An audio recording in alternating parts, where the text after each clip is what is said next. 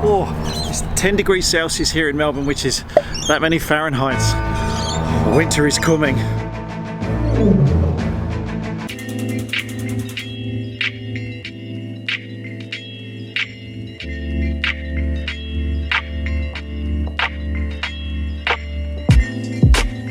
So despite it being really cold this morning, it's actually quite a nice day for flying. The lousy's been weather. The weather's been lousy the last couple of days, and so I haven't been able to get up very much. But today the clouds have lifted a bit, the wind's died down a little bit more, so I'm gonna get Echo Yankee Zulu up. But there's one thing I want to test today as well.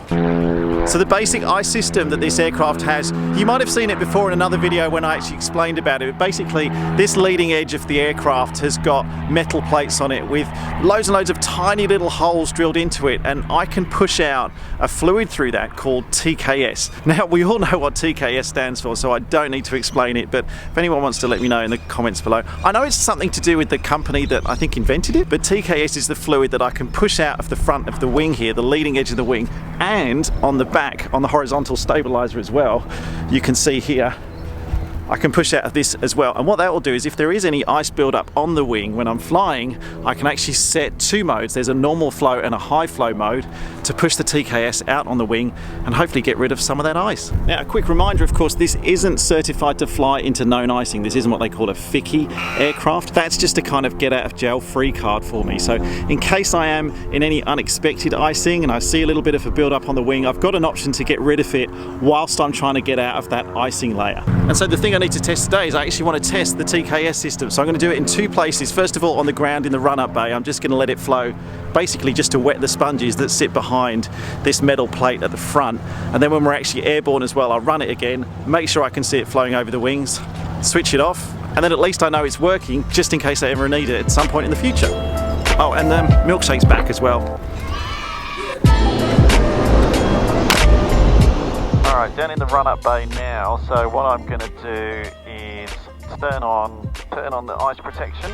Let's turn that on first of all, and then make sure this is on normal, which it is, and then when I look out to the wing, we should start to see the fluid slowly seeping out.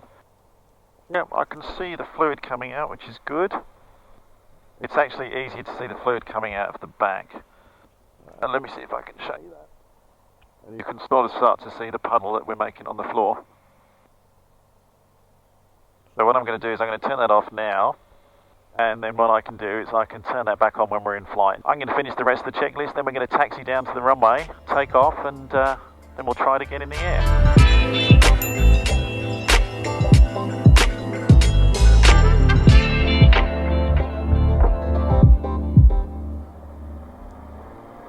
Alright, full power. Static RPM, good. Temperatures and pressures are good. Airspeed's coming up on both. 60, 70 knots. Crew 90, flaps away. Full circle, thanks. Just hold on the ground until we get the runway changeover. 600 feet, caps is available, fuel pump stays on, landing light off, left turn. Yankee Zulu, sorry, you said you were going south? A firm, southbound, Echo Yankee Zulu. Excellent. Wow, 1,500 feet per minute climb. Good on you, Echo Yankee Zulu. 2,500 feet, we don't want to go any higher because we'll be over the top of Moorabbin and into Melbourne Centre's Class Charlie, which we don't want to do. Alright, I'm just going to keep us here. I was going to go up a little bit higher, but as you can see there's a little bit of cloud around still. So as long as I'm below 3,000 feet, so as long as I'm clear of cloud, I can just go in between these ones here like this. But going any higher today, yeah, I'm not sure if I'm going to be able to do that actually. Now I did want to try and get down to Australia's Great Ocean Road today, which is, it's about half an hour kind of southwest out of Melbourne. We'll head out in that direction, we'll see how far we can get. It's not too bad if I can stay down this low, so what I'm going to do is just track coastal, because then I know I can get down low if I need to. So I'll keep heading in this direction. The other thing you may notice if you are a regular viewer of this channel is I don't have the front-facing camera. Normally gives me that kind of over-the-nose view. I've only got the cockpit camera and the wing camera. And here's a pro tip for anyone who's looking to record their flights. Don't leave the batteries in your camera overnight, the night before you go flying. If you've got your wireless connection, so the Wi-Fi connection on your GoPros, if that's turned on, don't leave your battery in the camera, because when you wake up in the morning, the batteries are going to be flat. I use this remote control. This is a pretty cool GoPro remote control. Actually, do you know what? I don't even know if it's an official GoPro. I got it off eBay, but it's a wireless remote, and it means that I can turn my cameras on and off as and when I need when I'm flying, which is good for the longer flights because it means I can conserve the batteries, but it does mean the cameras have an always-on wireless connection, so they will last. They've lasted me for 4 or 5 hour flights before because I turn them on and off as and when I need them. However, if you leave them overnight and wake up the next morning and then put them in the cockpit or put them in the aircraft without bringing any spare batteries with you, they're not going to work. How are you, Milkshake? You haven't been on the channel for a little while. Let's just make sure everyone can see you there. Alright, I'm going to test this TKS system again. There's also, I didn't mention before, but there's small tubes that basically run on the propeller, and there's kind of leading grooves that go up each of the 3 propeller blades. The spinning propeller basically spins the fluid out across the propeller blades as well, and that does kind of mist across the fuselage too, so I should be able to see some droplets of the TKS coming up the windshield. Also means if there's any ice on the propeller blades, it can hopefully try and shift those too. But now we're over water, let's try it on again. So we're going to turn the TKS on.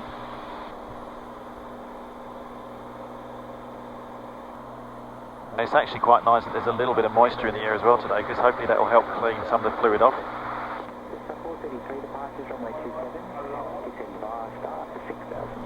Now you can quite clearly see it coming over the windshield as well here. So that's good, we know that that's working. Just trying to see it coming out of the leading edge of the wings.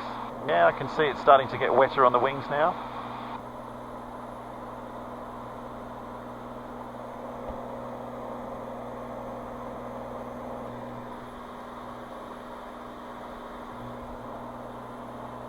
Alright, I think that's probably enough testing now. I can see it flowing correctly out of the windshield, that's good. Because I couldn't see it very well actually going across the tops of the wings. I thought there'd be more flow going across the top of the wings there.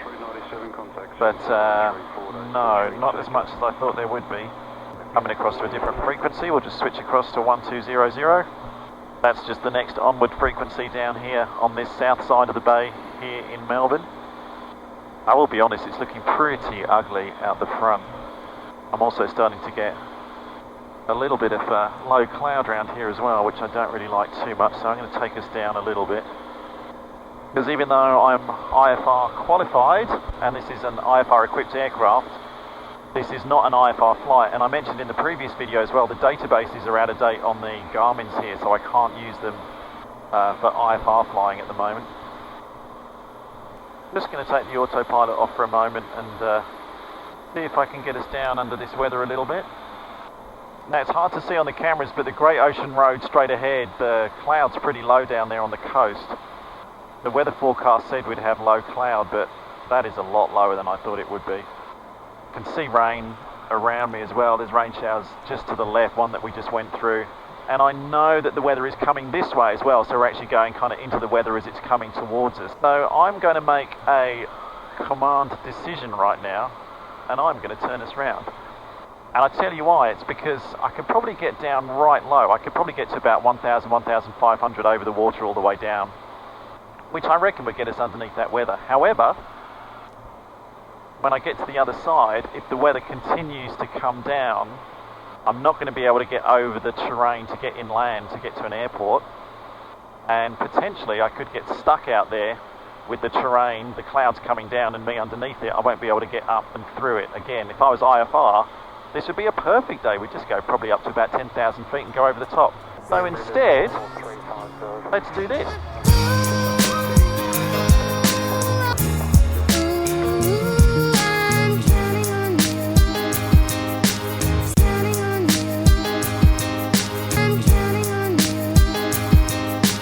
Silly sometimes.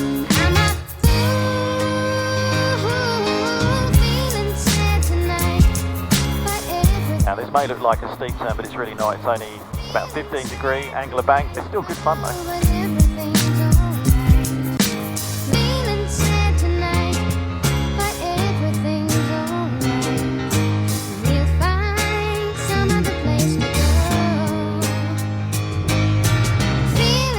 I really don't want to kind of mess around with those today. There's not much point. All I really wanted to do, the purpose of this flight was to test the TKS. I'll get back in Echo Yankee Zulu again as well, obviously, and have a bit of fun. But I think what I might do is get the aircraft back, get it down on the ground, have a cup of tea, and go and live to fly another day. Alright, let's get Moorabbin's 80s. Moorabbin Chapter information, Oscar, runway 31 right for arrivals and departures at East frequency 118.1. Runway 31 left for arrivals and departures West frequency 123.0. Wind varying between 240 degrees and 310 degrees. Minimum 5 knots, maximum 15 knots. Crosswind up to 12 knots. Cab OK. Temperature 13. QNH 1026. On first contact with ground and tower, notify receipt of Oscar. Information, Oscar. Alright, we'll go in by Karam just to help me. I mean, I don't really need to do this, but sometimes I do it just to make sure that I've got the right waypoint. It's just a sanity check. But like I say, I'm not using this for my primary navigation. Karam, enter or activate that. That should give me a direct 2 in a second. There we go. And up here on the Aberdeen MFD as well, we can see direct 2 Karam. Well, I was looking forward to going down the Great Ocean Road today and getting some more airtime in Echo Yankee Zulu, but you know what? It's not really a big deal. Who cares? At the end of the day, getting the aircraft and me and Milkshake home safely is the only objective I have on these flights. When I was doing my commercial pilot's license training, they said the 3 things in order of priority you should be worried about are safety, efficiency, and comfort. And that really sticks in my head. So is the flight safe? If not, well, everything else goes out the window at that point. If I don't think it's looking good ahead of me, I don't care about the rest of it.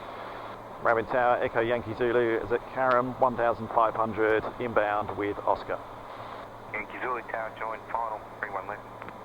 31 left, Echo Yankee Zulu. Alright, final 31 left is the ones that go along that way. I'm going to turn us inland a little bit. Let's start to slow us down. I'll do my pre-landing checks. Brakes check, undercarriage downlock, mixture fuel rich, fuel pump goes on, switches, landing light goes on, that stays off, everything's secure, doors are closed, Milkshake, you're secure. And we're descending now to 1,000 feet.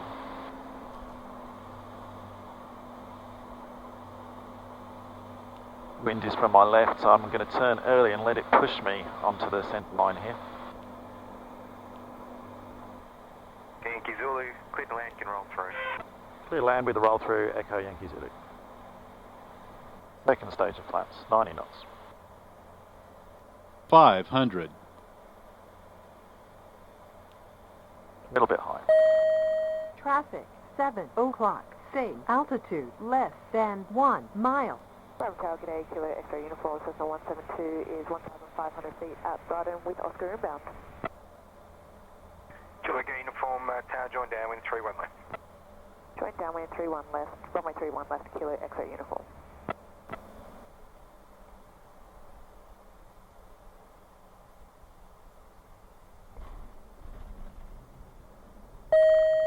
Traffic, 1 o'clock. High less than 1 mile.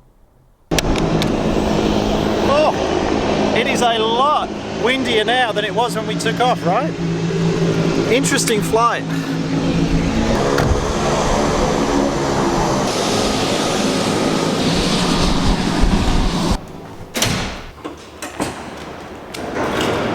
So because that flight was cut a little bit short, I thought I'd show you where Echo Yankee Zulu lives and also some of her stablemates. You all remember Tango Papa Sierra, formerly known as Tango Delta Sierra. Kilo Juliet November is over here as well. But look at some of the other gear in here, a few more Cirrus Aircraft, beach over there in the background, jet ski. But I need to put Echo Yankee Zulu back in the hangar now, which involves opening these doors, using that tow that's over in the corner. I think parking it over there.